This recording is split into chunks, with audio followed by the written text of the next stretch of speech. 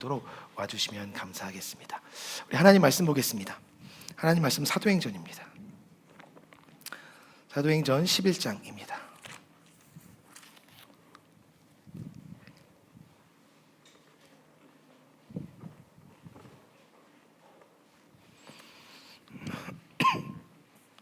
사도행전 11장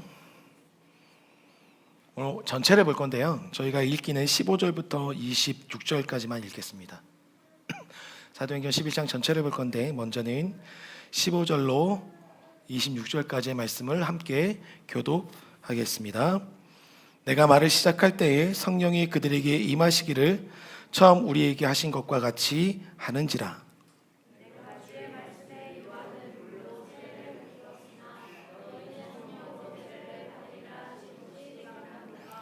그런즉 하나님이 우리가 주 예수 그리스도를 믿을 때에 주신 것과 같은 선물을 그들에게도 주셨으니 내가 누구이기에 하나님을 능히 맡겠느냐 하더라.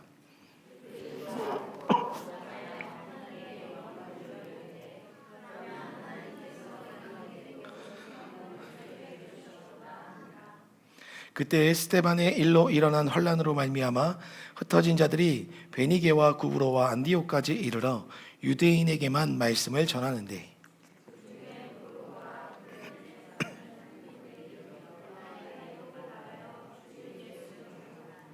주의 손이 그들과 함께 하심에 수많은 사람들이 믿고 주께 돌아오더라.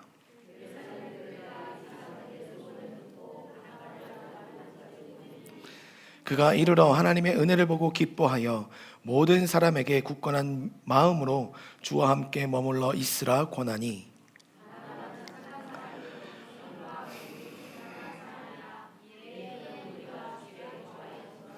바나바가 사울을 찾으러 다소에 가서 만남에 안디옥에 데리고 와서 둘이 교회에 1년간 모여 있어 큰 무리를 가르쳤고 제자들이 안디옥에서 비로소 그리스도인이라 일컬음을 받게 되었더라. 아멘. 네, 베드로가 고넬료에게 말씀을 전합니다. 그리고 나서 우리가 지난주에 읽진 않았지만 그 말씀을 전한 이후에 그들에게 말씀을 전할 때 주의 성령이 임하게 됩니다. 그리고 그 성령이 임한 것을 보고 함께 왔었던 할례받은 유대인들이 놀라게 됩니다. 그러면서 그들에게 세례를 베풀고 돌아오는 중에 오늘 본문 11장 1절의 말씀을 보니까 유대에 있는 사도들과 형제들이 이방인들도 하나님의 말씀을 들었다 함을 이미 소문으로 접하게 됩니다. 그 소문으로 접한 가운데 베드로가 도착했을 때 베드로가 도착한 그와 동시에 그 모든 유대인들이 할례받은 유대인들, 믿음의 사람들이 베드로를 비난하기 시작합니다.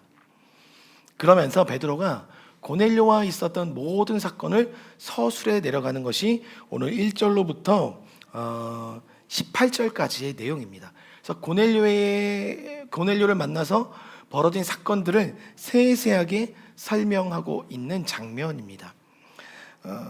오늘 말씀 가운데서 우리가 좀 주의하여야 볼 것은 읽진 않았지만 오늘 말씀 1절에 보면 유대에 있는 사도들과 형제들이 이방인들도 하나님의 말씀을 받았다 함을 들었더니로 시작합니다. 우리가 지난주에 보았던 거 우리가 28절, 33절, 36절에 보면 이렇게 고백하고 있었거든요. 10장 28절에 하나님께서 내게 지시하신 것, 그리고 33절에 주께서 당신에게 명하신 모든 것, 그리고 36절에 화평의 복음을 전하사 이스라엘 자손에게 보내신 말씀. 그러면서 제가 지난주에 말씀드렸던 것은 우리 안에 이미 야고보서에서 증거한 것처럼 심겨진 말씀이 있었다라고 말씀을 드렸어요. 그런데 그 심겨진 말씀을 베드로가 나누었을 때 오늘 이방인들이 하나님의 말씀을 받았다라고 표현하고 있다는 거예요. 여기서 우리가 주목할 것은 우리에게 심겨진 말씀을 나누어 주는 것이 저와 여러분 교회된 정체성인데 그 정체성을 가지고 복음을 나눴을 때 믿지 않는 자들이 말씀을 받았다라고 이야기합니다. 이것이 고린도후서 13장 13절에 보면 주 예수 그리스도의 은혜와 아버지의 사랑과 성령의 교통하심이 너희 무리와 함께 있을지어다 라고 말씀하면서 이 말씀으로부터 축도가 기원하게 됩니다. 그런데 여기서 말하는 성령의 교통이라는 것, 되게 어려운 말처럼 들릴 수 있겠지만 이 교통이란 단어가 교제입니다. 코이노니아입니다. 다른 말로 하면 이 코이노니아가 이루어지는 것은 또 다른 의미를 더 깊숙이 영적으로 들여다보면 그곳에는 성령이 오셨다라는 의미를 갖고 있어요. 즉 달리 말하면 성령의 임재가 코이노니아, 교제 안에 있었다는 거예요. 성령의 교통은 즉 성령의 함께 하심을 의미합니다. 내가 있는 그 자리에 성령이 오심을 의미해요. 그러니까 하나님의 말씀을 받은 그 자들 가운데 지금 성령의 교제가 이루어지기 시작했다는 거예요. 즉 달리 말하면 성령의 교제라는 말, 성령의 교통이란 말은 여러분들 같은 본질 안으로 들어가는 것을 말합니다. 같은 본질 안에 묶이는 것을 의미해요. 하나님의 말씀을 받았을 때 저와 여러분은 같은 본질 안에 묶일 수가 있습니다. 그런데 오늘 본문의 말씀을 보니까 15절, 11장 15절을 보면 이렇게 말씀하고 있어요. 내가 말을 시작할 때 성령이 그들에게 임하시기를 말하고 있어요. 하나님의 말씀을 받는 현장에는 성령의 임재, 성령의 교통하심이 그곳에 현존하게 된다는 거예요. 그러니까 우리 공동체가 하나님 안에서 같은 본질로 묶일 수 있는 조건이 뭐냐면 같은 하나님의 말씀을 듣고 함께하는 그 자리에서 성령의 임재를 통하여 공동체로 묶일 수 있음을 말해주고 있다는 거예요. 근데 믿음의 사람들, 즉 할례 받은 이 유대인들은 어떤 생각을 갖고 있었냐면 이 하나님의 은혜, 성령의 교통 안에 묶이는 은혜는 먼저 된 말씀을 받은 우리에게만 있는 은혜인 것으로 알고 있었습니다. 그런데 그것이 이제는 그들의 벽을 넘어 이방인들에게까지도 통용되는 하나님의 은혜의 현장이었던 것을 오늘 보게 된다는 거죠. 중요한 것은 여기서 주님의 교회의 모습을 좀 보여주고 있다는 거예요. 주님의 교회는 말씀을 받는 그 현장 안에 성령의 교통하심을 통해 하나로 묶일 수 있는 사람들의 모임이 바로 주님의 교회라는 거예요. 사랑하는 성도님들, 우리가 한 몸으로 지어지길 원하신다면 우리 안에 하나님의 말씀이 먼저 존재해야 됩니다. 우리의 가치관으로 교회를 세워나가는 것이 먼저가 아니라 하나님의 말씀이 뼈대가 되어 그 뼈대가 된 하나님의 말씀이 서로가 갖고 있는 그 하나님의 말씀과 뼈대가 서로 맞물려서 그것이 성령의 교통하심 안에 연결되는 것. 그래서 에베소서에 말씀하신 것, 함께 지어져가는 처소는 하나님의 말씀으로 묶이고 그 안에 성령의 임재가 임하였을 때 교회가 될 수 있음을 오늘 이 사도행전이 우리에게 보여주고 있다는 겁니다. 여러분은 교회입니다.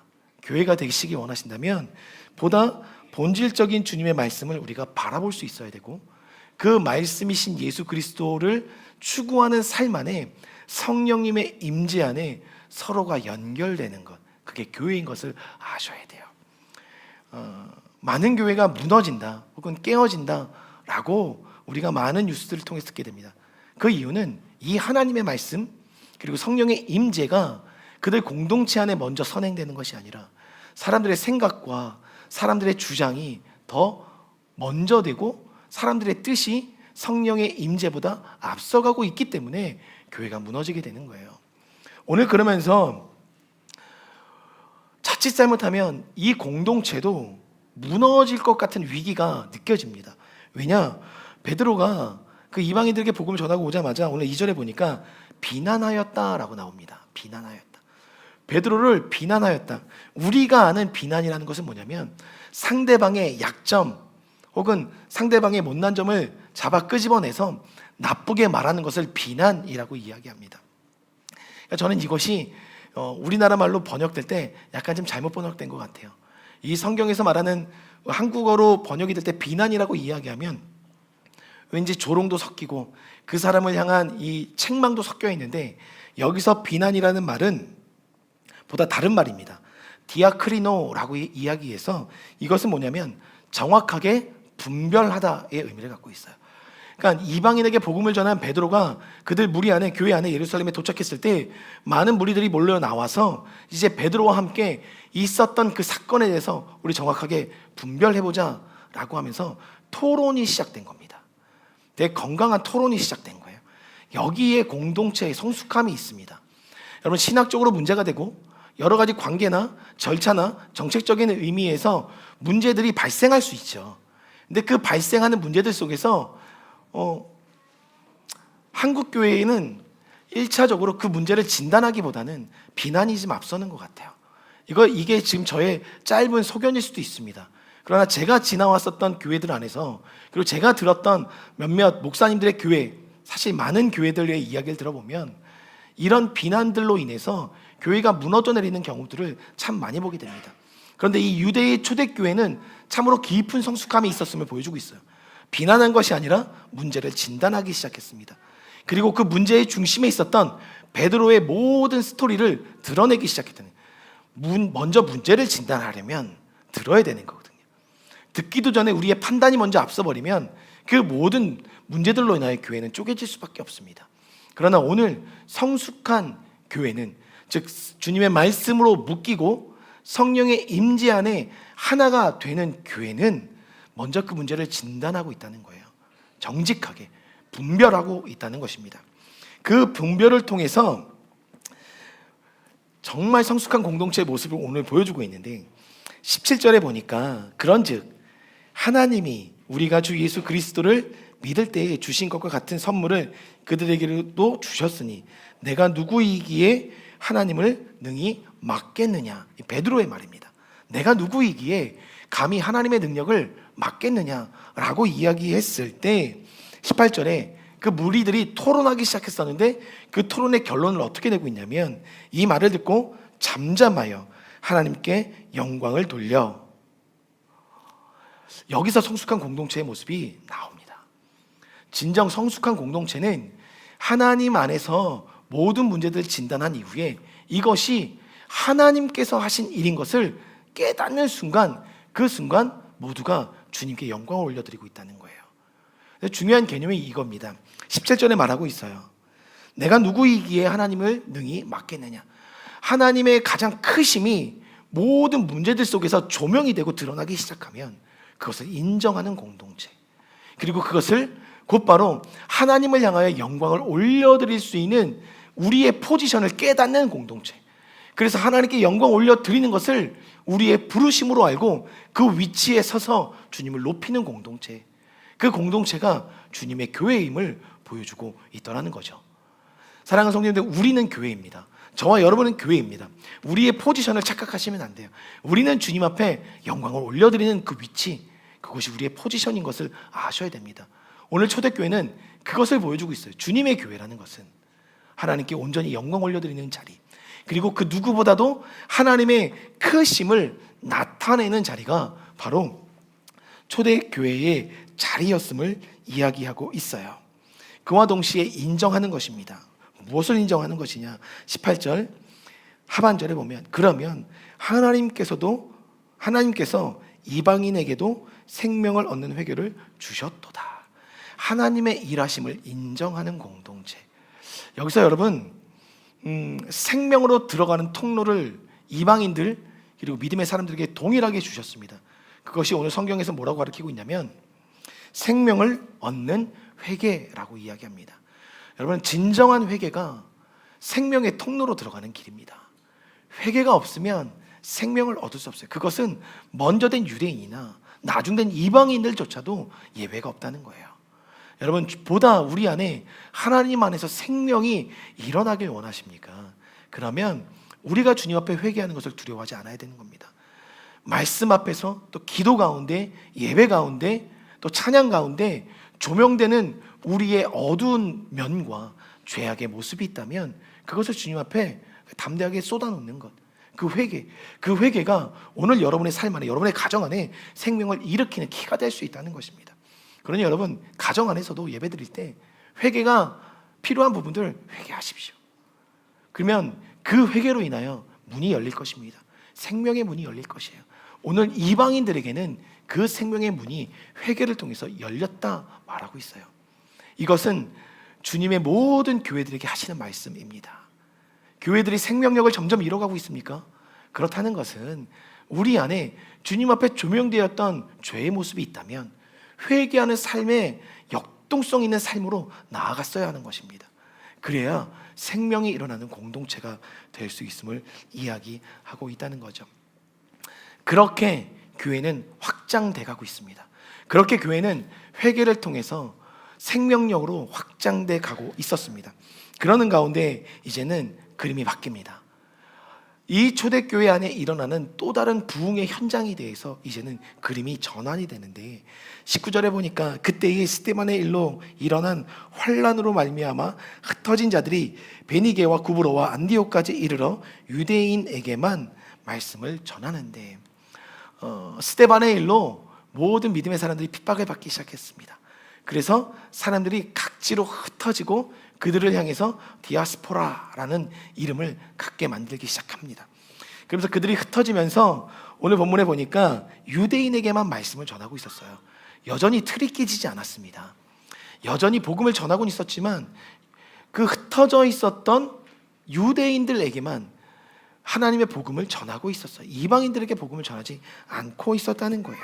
근데 이들은 어디로 가고 있었냐면 이방인의 땅으로 점점 그들의 핍박을 피해 확장되고 있었거든요. 그들의 삶이. 그때에 가만 보면 이 유대인들에게만 전하는, 복음을 전하고 있는 이 흩어진 유대인들의 모습 속에서 저는 갑자기 요나가 생각이 나는 거예요. 요나가 니느웨, 원수와 같은 니느웨에게 하나님의 생명의 말씀을 전하라 했을 때 전하지 않아서 큰 물고기 뱃속에 3일 동안 있다가 3일 만에 무태 이 토해내게 됩니다. 즉 예수님의 3일 만에 부활하시는 음부의 권세에 내려가 3일 동안 우리의 모든 죄악을 담당하시고 3일 만에 부활하시는 예수님을 예표하는 요나의 사건이 벌어지게 됩니다.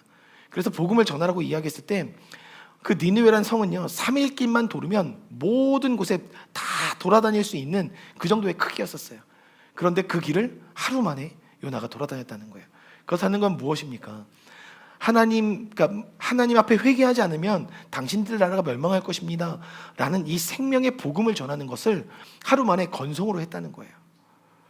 어찌 보면 깨지지 않는 틀, 하나님이 말씀하셔서도 깨지지 않았었던 요나와 같은 유대인들의 삶이 분명히 흩어지면서도 유대인에게만 국한하여 복음을 전하는 삶이 분명히 존재하고 있었다는 거예요. 요나와 같은 삶. 그런데 여기서 감사한 것은 그 다음 절 20절에 보니까 그 중에 구브로와 구레네 몇 사람이 안디옥에 이르러 헬라인에게도 말하여 주 예수를 전파하니라고 이야기합니다. 감사한 일이죠. 그 와중에 구브로와 구레네 사람, 구브로와 구레네의 몇 사람이 깨지기 시작했습니다.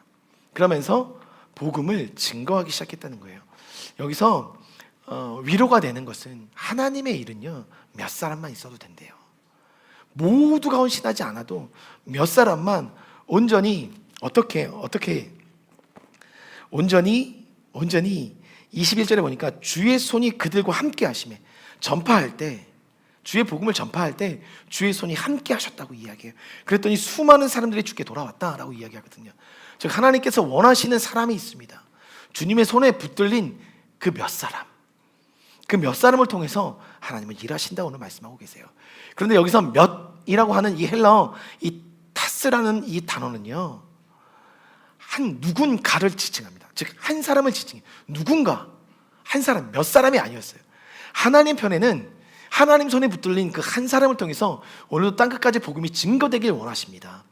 저는 소망하기는 그게 여러분이길 소망하고 저이길 소망합니다. 이 교회이길 소망합니다. 하나님께서 필요로 하시는 사람들은 많은 사람이 아니었다는 거예요. 몇 사람, 한 사람. 그러니까 그것이 경제, 문화, 정치, 교육, 사회 모든 영역에서 그 한 사람을 하나님은 오늘 필요로 하신다는 거예요. 주님의 복음 안에 붙들린 사람, 여기 주님의 손에 붙들렸다라고 이야기할 때 주님의 손은 주님의 능력, 주님의 임재를 의미합니다. 주님의 능력은 어떻게 임합니까? 주님의 임재는 어떻게 임합니까? 제가 말씀드렸잖아요. 지난주 말씀드렸던 것처럼 하나님은 경건한 사람을 찾고 계시는데 그 경건은 어디서 온다고 그랬습니까? 살아내는 것. 계속해서 살아내는 사람이 경건한 사람이다. 무엇을 살아내느냐? 하나님을 경외하는 것, 구제하는 것, 그리고 하나님을 구제하는 것, 그리고 하나님의 복음을 전하는 것. 그것에 계속해서 살아내는 사람들을 통해서 하나님은 일하신다는 거예요. 그 사람, 그 한 사람을 통해서 하나님은 모든 영역 속에 하나님의 나라를 세우길 원하신다는 것입니다. 그러니 그 한 사람이 변화받으면요, 그 한 사람이 주님 앞에 주님의 손에 붙들리면요, 이 성경에서 말하는 배가의 법칙, 30배, 60배, 100배의 배가가 일어난다는 거예요. 그러니 오늘 그 한 사람이 헬라인에게 복음을 전했어요. 마치 요나가 복음을 전하고 싶지 않아서 잠깐 그 전한 것처럼 전했는데, 그 한 사람이 복음을 전했는데 그것을 알아듣고 니느웨의 모든 사람이 회개하고 베옷을 입고 금식하였던 것처럼 이 헬라인들이 주님 앞에 돌아오기 시작했다는 거예요. 그 모습을 듣고 그 모습 안에서 헬라인들이 돌아오니까 그 소문이 예루살렘까지 들어가게 됩니다. 그 소문이 들렸을 때 한 사람을 그곳에 파견하는데, 그게 오늘 본문에 나오는 누굽니까? 바나바라는 사람이에요. 바나바를 보냅니다. 그리고 나서 바나바가 그곳에, 안디옥이라는 곳에 가서 최초로 이방인들이 중심으로 된 교회가 세워지게 되는데, 그곳에 가봅니다. 가보고 나서 23절에 그가 이르러 하나님의 은혜를 보고 기뻐하여 모든 사람에게 굳건한 마음으로 주와 함께 머물러 있으라 권하니라고 이야기해요. 이들이 잠깐 전했던 예수 그리스도의 복음을 듣고 하나님을 온전히 영접하게 되는 사건이 벌어지게 됩니다. 그리고 그 무리들이 모여서 이미 공동체를 형성하고 있었습니다. 그 공동체가 형성된 기초가 안디옥 교회의 초석이 됩니다. 그래서 예루살렘 교회에서 그 표적을 보고 바나바를 보내게 되는 거거든요. 근데 바나바가 그들이 모여서 함께 하나님을 예배하고 있는 것을 보게 됩니다. 그러면서 권하기 시작합니다. 뭘 권하냐면 굳건한 마음으로 주 안에 주와 함께 머물러 있으라라고 이야기합니다. 여기서 굳건한 마음이라는 것은 뭐냐면요, 흔들리지 않는 마음을 말해요. 사람들 마음들이 왜 흔들리지 아십니까? 이 공동체를 형성했을 때 왜 사람들의 마음이 흔들리고 공동체가 깨어지기 시작하냐면, 그 굳건한 마음을 흔드는 것은 사람들 마음에 의심을 집어넣기 때문에 그래요. 사람들의 마음이 깨어지는 것은 의심으로부터 시작합니다.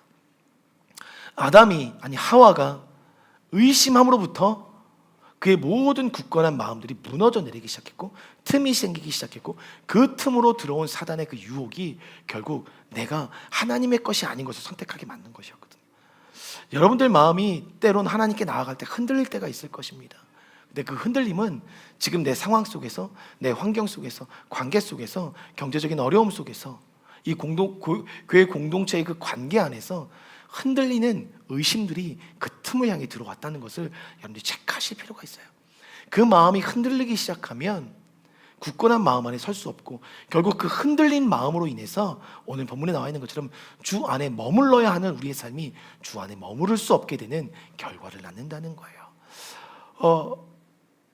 여러분들이 주님 앞에 기도하셨으면 좋겠어요. 우리 안에 들어온 의심, 공동체를 향해서든 가정을 향해서든 남편과 아내를 향해서든 나의 자녀를 향해서든 직장을 향해서든 관계를 향해서든 들어온 의심들이 과연 주님의 것인지, 아니면 사단의 그 뱀과 같은 유혹으로 인하여 나의 마음에 들어온 것인지 점검하실 필요가 있습니다.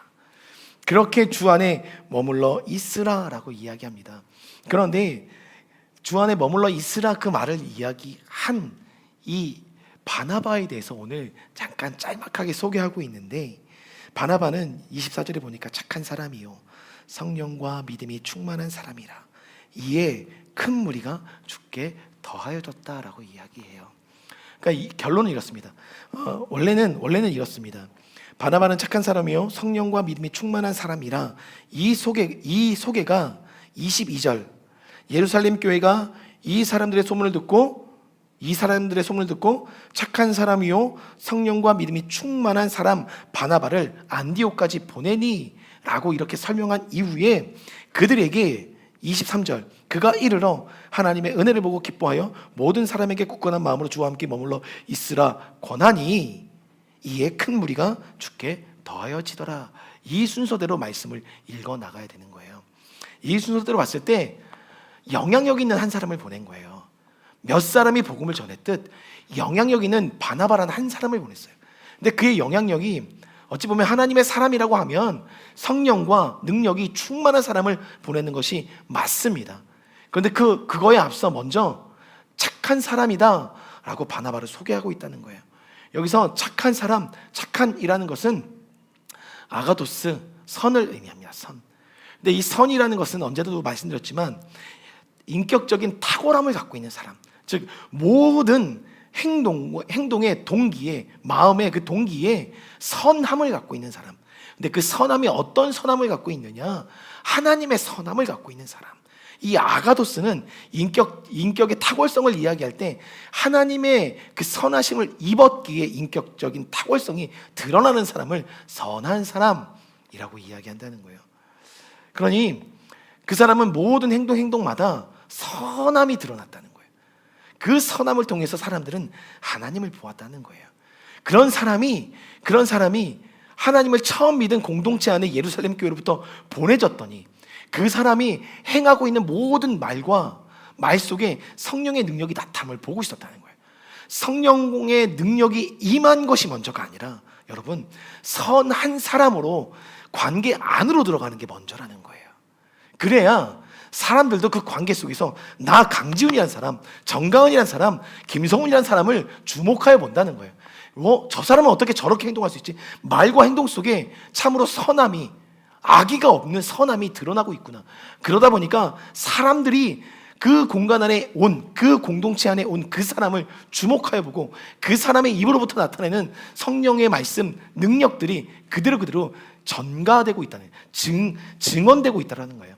그러다 보니까 결과적으로 오늘 말씀이 나와 있는 거 24절에 큰 무리가 주께 더하여지더라. 여기서 말하는 큰 무리라는 것은요, 단순한 몇 명의 무리를 말하지 않고요, 큰 집단, 군중을 의미합니다.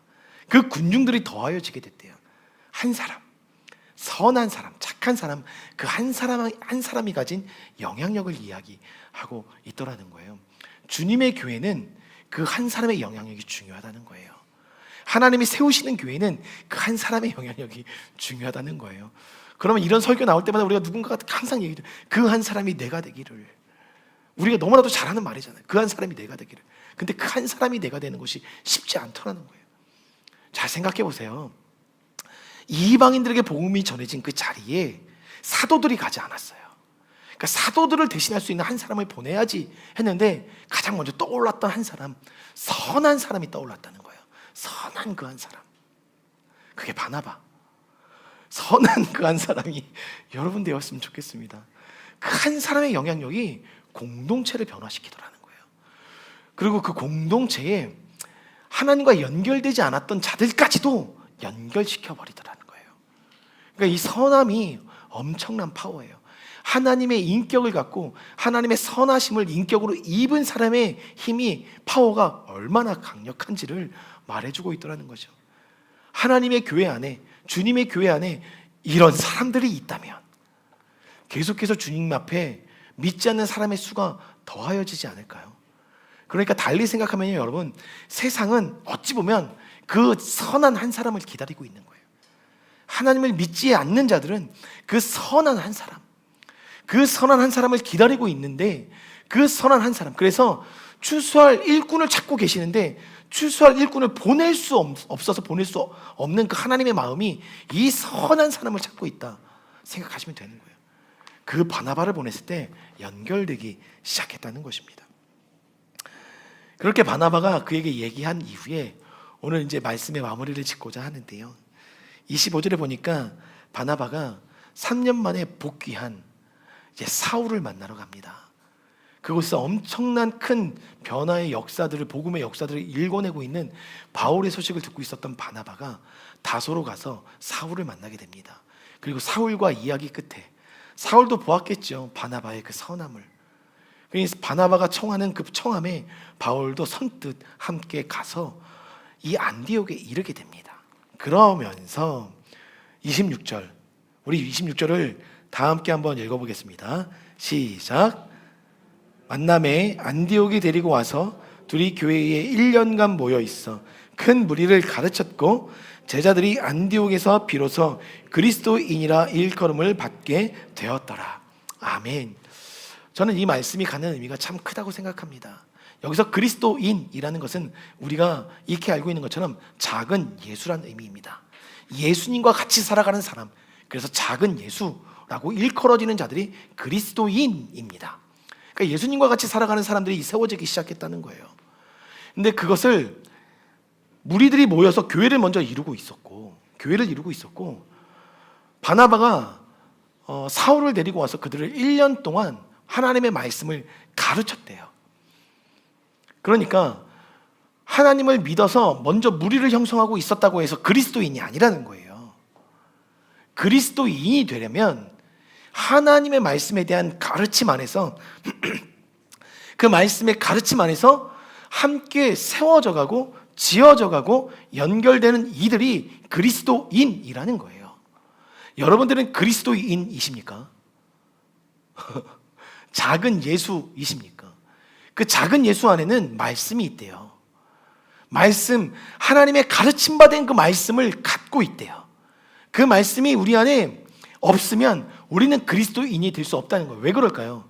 결국 말씀이신 예수가 우리의 인생의 가치가 되어야 되기 때문에 그런 거예요. 그분이 우리의 인생의 가치가 되고 전부가 되지 않으면 세상에 나가서 예수님처럼 살아낼 수 없기 때문에 그런 거예요.